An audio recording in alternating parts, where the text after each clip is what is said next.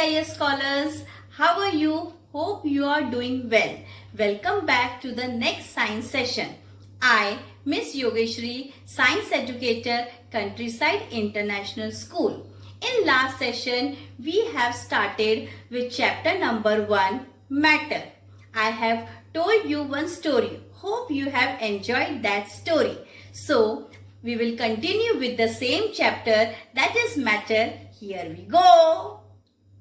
We will continue with our chapter number 1, Matter.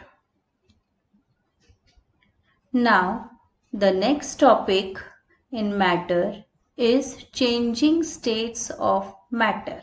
Now, in this topic, children, we will learn how matter changes from one state to another.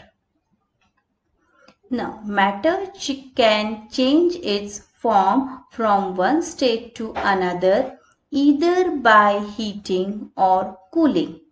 We will see how this heating or cooling helps a matter to change its state from one state to another. We will see different types of processes now. The process by which solid changes into a liquid is called melting.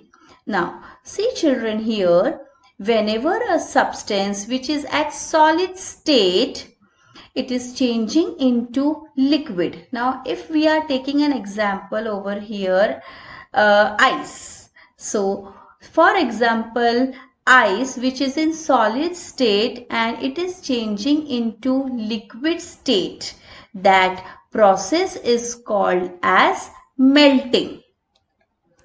Next process, the process by which a liquid changes into solid is called freezing. Now, this freezing is exactly opposite to that of melting. Now, see children here, whenever we are taking any liquid substance and that liquid substance is changing itself into a solid substance, that is called as freezing. Next, when the liquid changes into gas on heating, it is called boiling. Now, for example, if I am taking water into a jar and I am heating that water, so it will be converted into gas. So, this process is called as boiling. Next, when gas changes into liquid after cooling, it is called condensation. Now, see children here, this is a gas and when this gas is cooled down completely, it will be converted into liquid. So, this process is called as condensation. Next, this will be more clear by taking an example over here. Now, I have taken an example of ice which is at solid state. Now, when this ice is converted into water which is in liquid state. Now, how this ice will convert into water? By heating. And this process is called as melting. Now, when getting the water which is at liquid state, now when this water is cooled down completely, that will be changed into ice and that ice will be in solid state, and this process is called as freezing. Again, I am repeating here, when water which is in liquid state and it is converted into ice which is in solid state after cooling, this process is called as freezing.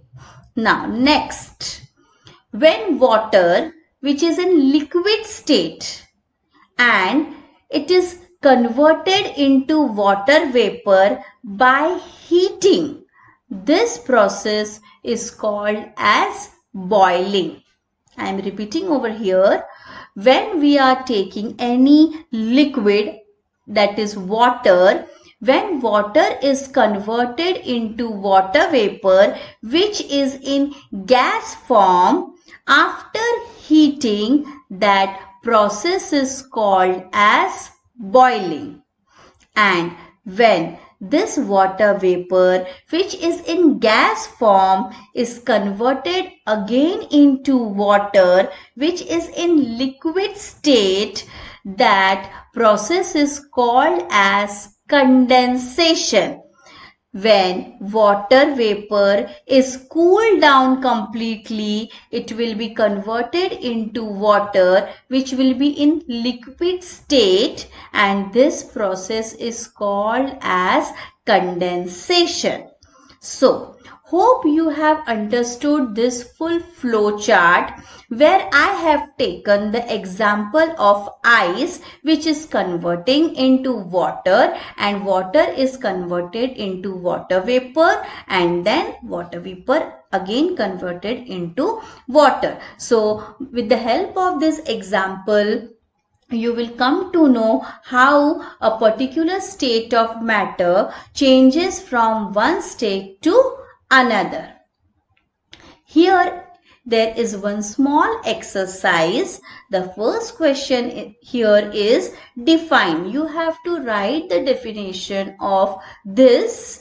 You have to find the definition of melting, freezing and boiling from the video.